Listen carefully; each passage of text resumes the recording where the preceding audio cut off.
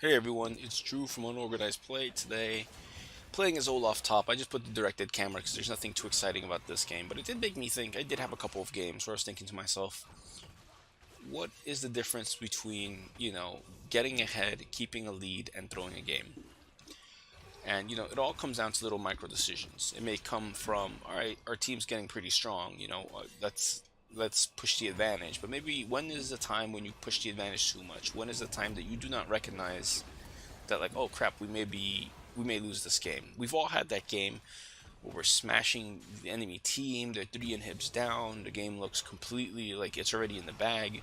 You just start stalling, you keep taunting for kills, and then next thing you know, one bad team fight, the game's over, the enemy team won. They went through every tower, even though you had every tower, they just ran it through mid and happened to kill you, and that was the end of the game. You spent like 30 or 40 minutes of your time fighting a game that should have been done 20 minutes ago, but it didn't, and because it didn't, the enemy team scaled up or picked the right fight, and then you wasted 30 to 40 minutes of your time for a complete loss. It's pretty demoralizing, and I'll admit that. So what are little things that you can notice beforehand, like trying to stop it before it gets to that point, I guess I'm saying? So, for example, I think it starts at champion select. I saw a Nasus. Now, I knew I definitely didn't want to play Teemo, even though Teemo can kind of stop some of Nasus's Q farm. He didn't have a lot of good escapes. He's not very tanky. I'm just not a Teemo fan in general. So, but besides for that, you start thinking, all right, so right off in champ selector, I was like, all right, I'm not playing Teemo. I saw it was a Nasus. Uh, I didn't know what the rest of the team really looked like, but I knew if I was against Nasus, my best bet was probably to go into an Olaf with the true damage. He does slow him down. If I get slowed, charmed, or CC'd from the enemy team, Olaf's got his ult. I can bust out of it pretty quickly, and he gets pretty tanky, with some of the passive stats he gets from his ult, and along with whatever items I decide to build. And I don't have to build too much damage thanks to my reckless strikes to do that true damage and still be relevant in the fight. The rest of our team decided to go pretty AD heavy, which I was a little bit concerned about, and that actually came to fore in this game later on, foreshadowing how I know the with a primarily AD team, their Shen and Nasus could build almost purely armor and not have to worry too much. I mean, granted, Kog'Maw will get a lot of mixed damage because he usually builds a Gunso's Rage Blade or a Bork or whatever. It gives him a lot of mixed damage and he attacks pretty fast, so it stacks up really quick. But besides for that, usually you try to vary up your damage so the enemy can't build too far one way or the other and kind of negate most of your team, which kind of ended up happening here. And like I said, I was thinking of the topic of like, how do you throw a game? How often does it happen? Now I'm just going to speed up a bit just to kind of show you or iterate a point. So we're going to speed up 10 minutes into the game, or 11 minutes to the game rather. We're 11 kills up, about 4,000 gold. Our team seems to have a good amount of fancy moves. And you may think, all right, 13 and 2, wow, like we're so far ahead. We know we're up on the head of gold. I didn't know we were about 5,000 at the time, but you figure, all right, well, we're ahead 11 kills. We've got to be a good amount of gold. A lot of our lanes are CSing to a decent degree. How can we lose this, right? They should just give up. But that's not true. Games like this, like I said, you have to look at everyone on the team in your team comp. Champions like Nasus, who love to stand around and queue all day, hopefully unharassed, so that way they could queue stack. They can afford losing lane as long as they get one good fight, and then guess what? Raid boss Nasus comes out, especially late in the game. Champions like Trist, who excel at the end of the game. Sure, we've got our hyper carry and someone like Kog'Maw, who is getting amount of kills, so let's not downplay that. I mean, you do have to recognize that your team, especially look, our bot line has 6 kills right there, and 4 assists apiece. Well, 8 total, and our mid's okay. Kha'Zix is doing fine against Evelyn, so you may think like everyone looks relatively strong. At this point, I'm 3-0-1, but what can possibly go wrong in this game? Right, now let's just fast forward, I guess, like another 5 minutes of this game, so let's go up like 17 minutes. Like I said, I'm just going to browse a little bit through this game. Alright, 21 and 10. Alright, we're still pretty good, right? I mean, nothing's too bad. I decided to make a dumb move and try to kill the Scuttle myself, and I got pretty close, but that was pure greed on my part. I didn't have too many items. I should have just stayed on Nasus to stop him from Q farming. And then, guess what I identify, just as I said that? I said to our team, or rather, I noticed as soon as I did that, why am I allowing Nasus to freely Q farm? Why are we not applying pressure? I should have just stayed in lane so he doesn't do a ton of damage to the tower. And at the rate that he's going at this tower, and Pike level 9 thinks he could jump on a level 11 Nasus, or rather, that he thinks he could match him, Evelyn started roaming up, and it becomes, even though we do get an objective, so we get a dragon, the enemy team got a kill, which had a bounty on it, and they got a tower, and they're almost at 2 towers. But we got a dragon, so it wasn't too bad. Here I also noticed, I'm gonna start being in a lot of trouble. Nasus is pretty strong right now. Let's see, I know he ends up killing me in this thing. Let's see how many stacks he had. At this point, I think he had 128 stacks.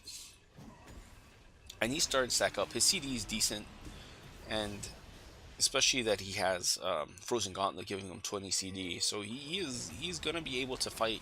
He's gonna be able to stack almost free farm, and I think he knocks down the second tower here. And here's where it starts getting tricky for us. A game that should have probably been GG. They should have forfeited maybe 20 minutes in our minds with the 11-1 score we had earlier, the 10-2 score.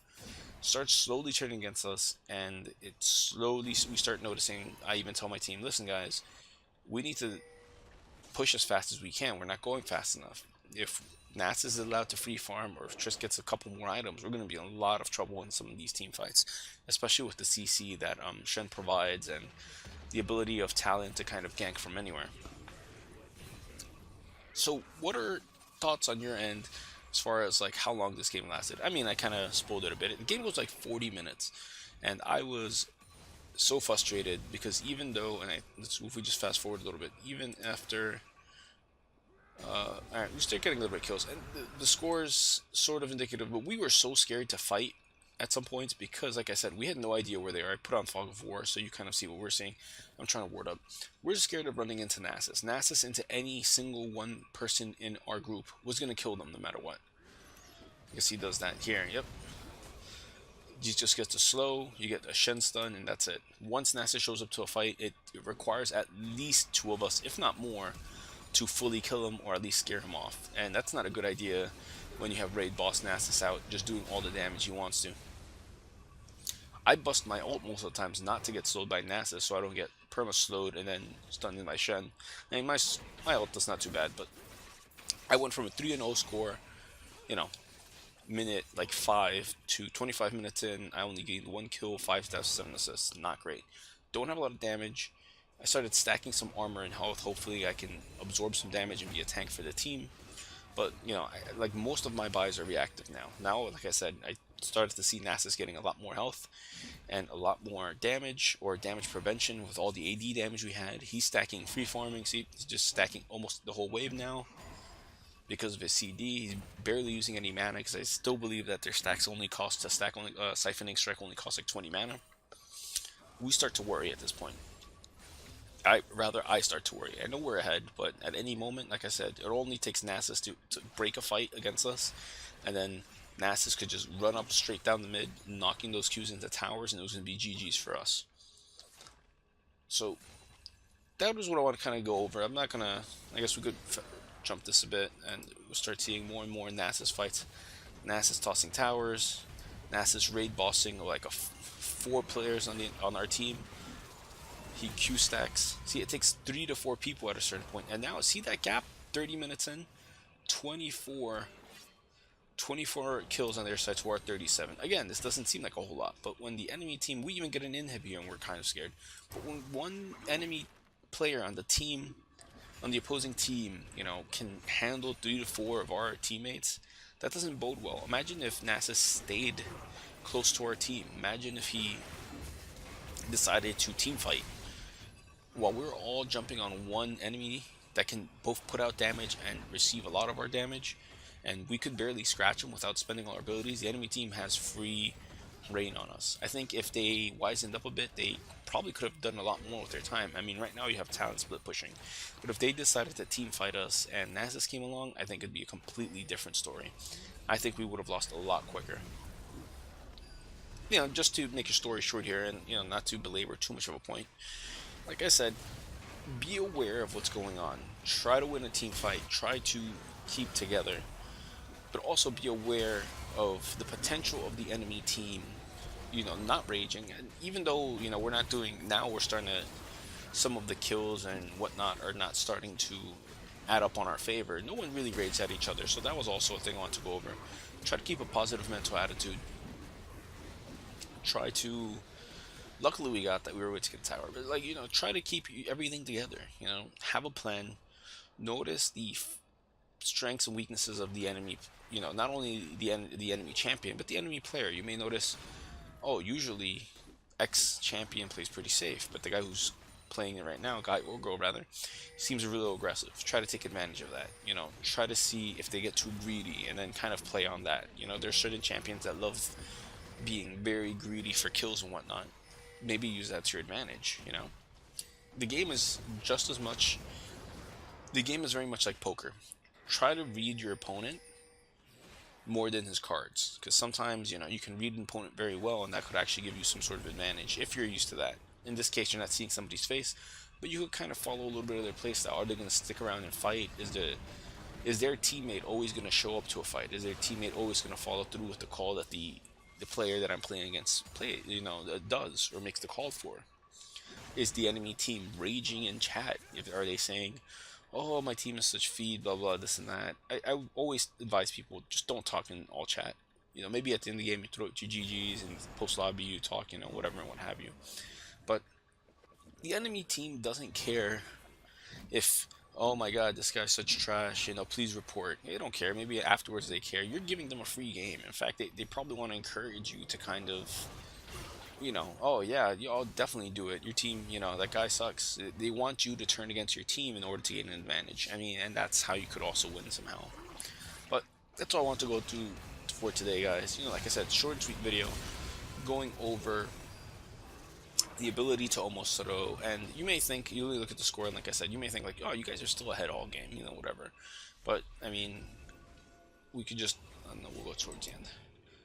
We have the ability to throw, and had the enemy team grouped up a little bit better, I feel they could have definitely, done that. I mean, just look at Nasus's build: Thornmail, Spirit Visage, Iceborne Gauntlets. I mean, he also stacked the Frozen Heart on here, for God's sakes. Righteous Glory, so he could run people down. And Ninja Tabi. If you really wanted to, and a team grouped up a little bit better, one team fight, it could have been all over for us. And, if Trist or even NASA survive, there goes our towers. On the first team fight they win. And then second one, they would have just run it down mid and ended the game. Or they could have just done it all in one go. But that's it, guys. What do you guys think? Do you guys remember the time that you've thrown the most? Was there a certain point in the game where you didn't understand what was happening? Was it the team just not listening to some of your calls? Talk to me, guys. If you have any comments, criticisms, questions, just follow, like, subscribe. Let us know, let the team know, what are your best and worst moments in gaming? How did you end up throwing a game that was easily in your favor? How did you, just anything like that. What caused you to lose the game? Was it something you did? Was it something the team wasn't following through? Was it a bad call? Was it bad internet connection? Of course, everyone says that, right? Well, guys, till then, thanks for watching. This is Drew for Unorganized Play, and hope to see you next time. Bye.